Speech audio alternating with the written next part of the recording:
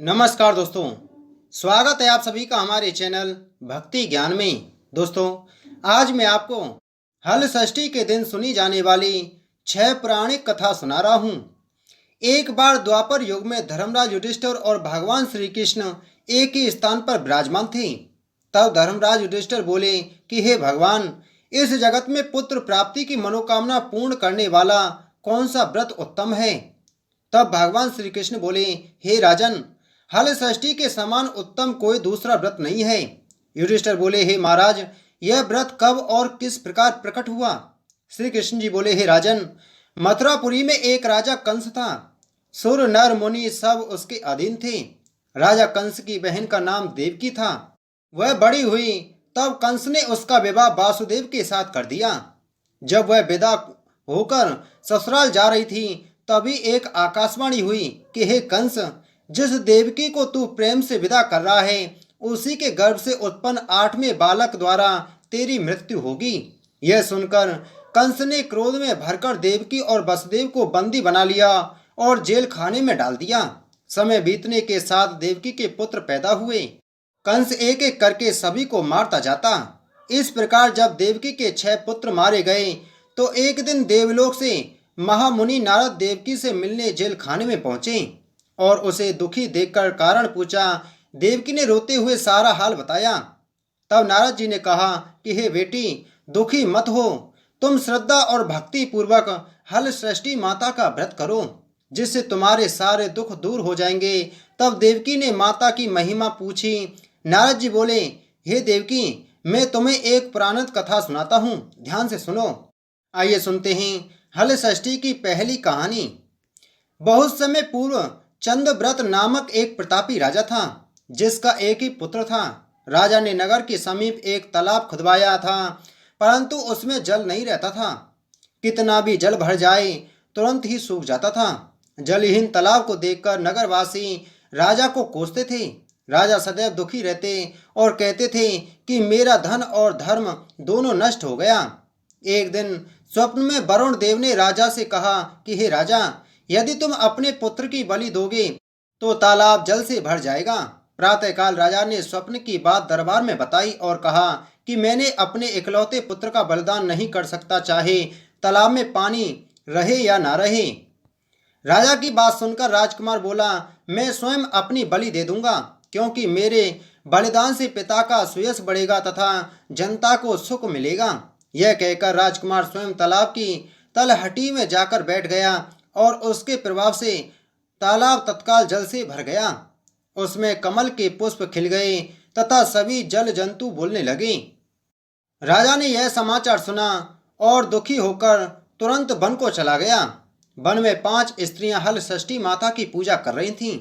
राजा द्वारा व्रत विधि पूछने पर स्त्रियों ने माता की महिमा का वर्णन कह दिया, जिसको सुनकर राजा वापस लौट आया और रानी से कहा कि तुम भी हल षष्ठी माता का व्रत तथा पूजन करो। राजा की बात सुनकर रानी उसी दिन से व्रत रखकर पूजा करने लगी, जिसके प्रभाव से कुछ समय बाद राजकुमार तालाब से बाहर आकर खेलने लगा। राजा यह सुनकर प्रसन्न हुआ और राजकुमार को महल में ले आया। तभी से रानी प्रतिवर्ष हल षष्ठी माता का व्रत रखने लगी।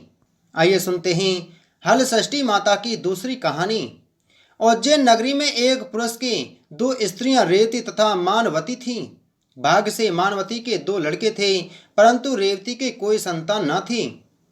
सौत के 2 लड़कों को देखकर वह हमेशा ईर्षा से जला करती थी। एक दिन ईर्षा के वशीभूत होकर वह मानवती से बोली, हे बहन, तुम्हारे पिता बहुत बीमार हैं, उन्होंने तुम्हें देखने के लिए बुलवाया है। अभी एक राहगीर यह संदेश देकर गया है। यह सुनकर मानवती अपने दोनों पुत्र रेवती को सौंपकर पति की आज्ञा लेकर अपने पिता के घर चली गई। इधर रेवती ने सौत के दोनों लड़कों को मारकर गांव के बाहर जंगल में फेंक दिया। उधर मानवती पिता को सकुशल देखकर चकित हुई और अनिष्ट की आशंका से वापस लौटने लगी। तब मानवती की माता बोली कि हे बेटी, आज हल षष्ठी माता का व्रत है, अतः आज मत जाओ। बात सुनकर मानवती ने व्रत रखकर शाम को हल षष्ठी माता का पूजन किया और प्रार्थना की कि हे माता, मेरे बच्चों को संकट से बचाएं रखना तथा दीर्घायु करना। दूसरे दिन वह माता पिता को प्रणाम करके अपने घर को चली। गांव के बाहर अपने दोनों बच्चों को खेलता देखकर वह सोचने लगी कि मेरे बच्चों को यहाँ कौन लाया है। तब बच्चों ने कहा कि हमें तो बेमाता रेवती ने मारकर यहाँ फेंक दिया था। सायंकाल देवी माता आकर हमें जीवन दान दे गई हैं।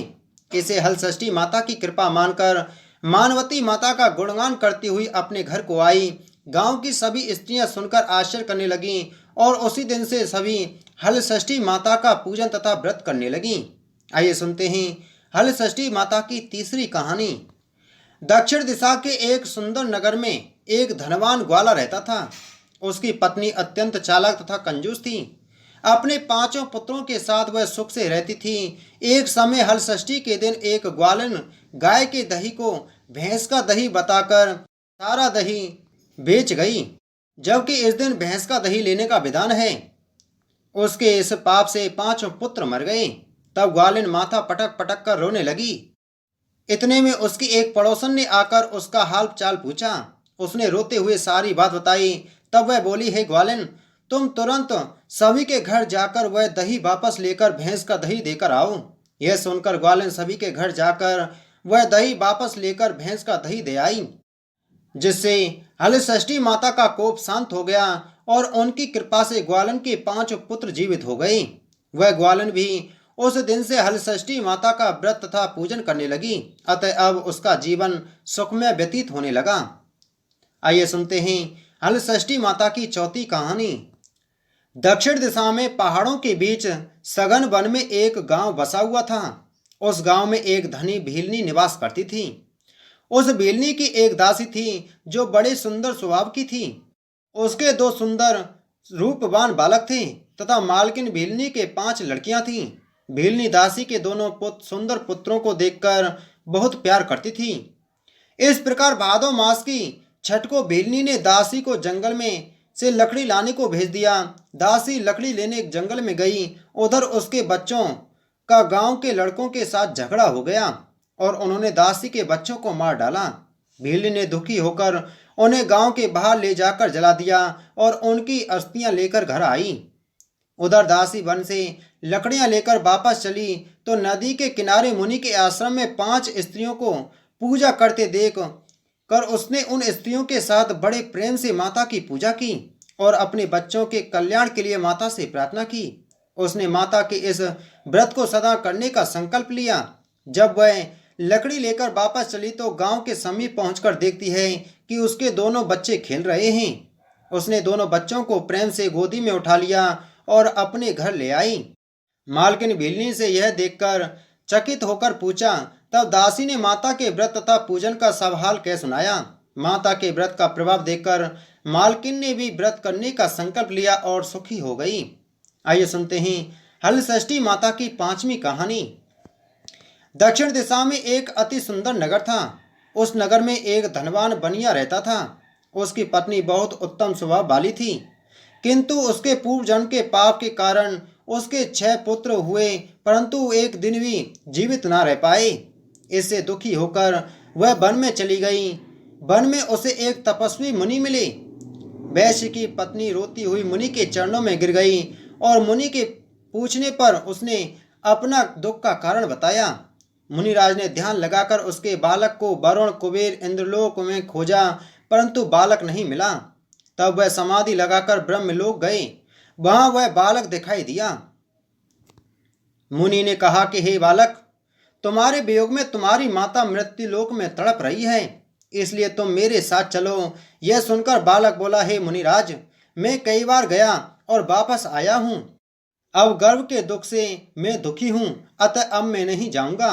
मुनिराज ने उसे बहुत समझाया, परंतु वह तैयार नहीं हुआ और मुनिराज से बोला, उनसे कहना कि वह मुझे पाने के लिए हलषष्ठी माता का व्रत करे और व्रत के प्रभाव से मेरे उत्पन्न होने पर मेरी पीठ पर पोता से प्रहार करे, तो इस क्रिया से मैं दीर्घायु हो जाऊंगा। यह सुनते ही मुनि की समाधि खुल गई और उन्होंने सामने बैठी वैश्य पत्नी को पुत्र का संदेश कह सुनाया। वह संतुष्ट होकर घर वापस आई और समय आने पर हलषष्ठी व्रत किया। पुत्र रत्न उत्पन्न होने पर उसने पूजा के अंत में बालक की पीठ पर पोथा मारा, जिसके प्रभाव से वह दीर्घायु हो गया। अब वह वणिक पत्नी सदैव हलषष्ठी माता के व्रत करने का संकल्प लेकर सुखपूर्वक जीवन व्यतीत करने लगी। आइए सुनते हैं हलषष्ठी माता की छठवीं कहानी। प्राचीन काल में सुभद्र नामक एक राजा था। उसकी पत्नी का नाम सुवर्णा था और उसके हस्ती नामक एक प्रतापी पुत्र था जिसने अपने नाम से हस्तिनापुरी बसाई थी। एक दिन राजा का लड़का अपनी धाय के साथ गंगा स्नान को गया। वहां उसे एक गाह ने निकल लिया। यह सुनकर सुवर्णा अत्यंत दुखी हुई और उसने क्रोध में धाती के पुत्र को भाड़ की धधकती अग्नि में डलवा दिया। धाती पुत्र शोक में निर्जन वन में जाकर एक शिव मंदिर में जाकर शिव पार्वती तथा गणेश जी की उपासना करने लगी। वह प्रतिदिन तृण धान तथा महुआ खाकर समय बिताती थी। व्रत के प्रभाव से भाद्रपद कृष्ण पक्ष के एक दिन उसका लड़का अग्नि से निकलकर आया। राजा रानी भाड़ से लड़की को जीवित निकलते देखकर आश्चर्य करते हुए पंडितों से उसके जीवित निकलने का कारण पूछने लगे। तभी इस रहस्य को बताने के लिए शिवजी की आज्ञा से दुर्वासा ऋषि वहां आए। राजा रानी ने उनका स्वागत किया और लड़के के जीवित निकलने का रहस्य पूछा।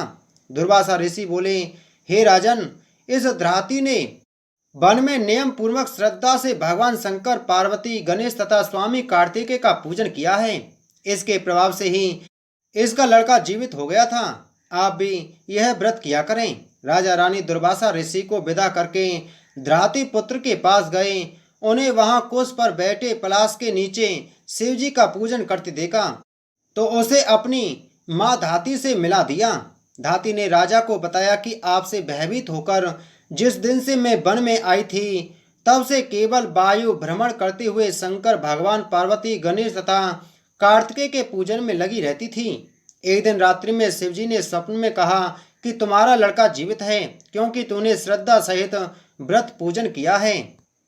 तुम्हारी रानी भी इस व्रत को करे तो उसका लड़का भी मिल जाएगा तथा उसके और लड़के भी होंगे। यह सुनकर राजा रानी ने श्रद्धा भक्ति सहित इस व्रत को किया, जिसके प्रभाव से राजा का लड़का गाह के मुंह से जीवित निकल आया। फिर व्रत के प्रभाव से राजा के और भी पुत्र हुए और उसके राज्य में सुख शांति हो गई। उसके राज्य में अनावृष्टि, दुर्भिक्षी, महामारी सदा के लिए समाप्त हो गई। इन कथाओं को सुनकर देवकी ने नारद जी से तथा युधिष्ठिर ने श्री कृष्ण से पूछा कि इस व्रत का विधान क्या है। तब नारद जी ने देवकी से तथा श्री कृष्ण जी ने युधिष्ठिर से कहा कि भादव मास की कृष्ण पक्ष की पंचमी के दिन यह व्रत का संकल्प कर दिन में एक बार भोजन करे तथा छठ के दिन घर की सफाई कर आंगन को गोबर से लेप कर शुद्ध करे। नदी, तालाब या कुएं के जल से स्नान कर एक बार का धुला हुआ कपड़ा धारण कर सौभाग्य के समस्त श्रृंगार से सुसज्जित होकर दोपहर के बाद सुंदर स्थान पर गौ के गोबर से लेपकर चौक बनाकर हलषष्ठी माता की मूर्ति बनावे या कागज पर भैंस के घी में सिंदूर मिलाकर मूर्ति बनाकर पीड़ा या कुश या पलाश के पत्ते के आसन पर स्थापित करें और पूर्व दिशा की तरफ मुख करके पूजा करें। पूजा के स्थान पर बच्चों के खेलने तथा पोता रखें। कलश तथा गणेश जी की पूजा करके श्रद्धा के साथ हलषष्ठी माता की पूजा करें। कृत्रिम तालाब बना उसमें जल देवता वरुण जी का पूजन कर व्रत की कहानियां पढ़ें या सुने। पूजा के अंत में महुए के पत्ते में जल से उपजे धान का प्रयोग करें, भोजन करें। उस दिन खेत या हल चली धरती पर ना चले। इस विधि से नारी व्रत रखेगी तो उसकी समस्त मनोकामना पूर्ण होंगी और तथा जीवन सुखमय होगा। व्यास जी के अनुसार इस व्रत के प्रभाव से ही देवकी ने श्री कृष्ण को पाया तथा युधिष्ठिर और द्रौपदी ने व्रत की महिमा सुनकर बहु उत्तरा के साथ व्रत किया, जिसके प्रभाव से उत्तरा के गर्भ से मृत बालक को जीवित पाया, जिसका नाम परीक्षित पड़ा। इस विधान से जो भी नारी ये व्रत करेगी उसकी देवकी तथा द्रौपदी के समान सभी मनोकामनाएं पूर्ण होंगी। बोल हलषष्ठी माता की जय।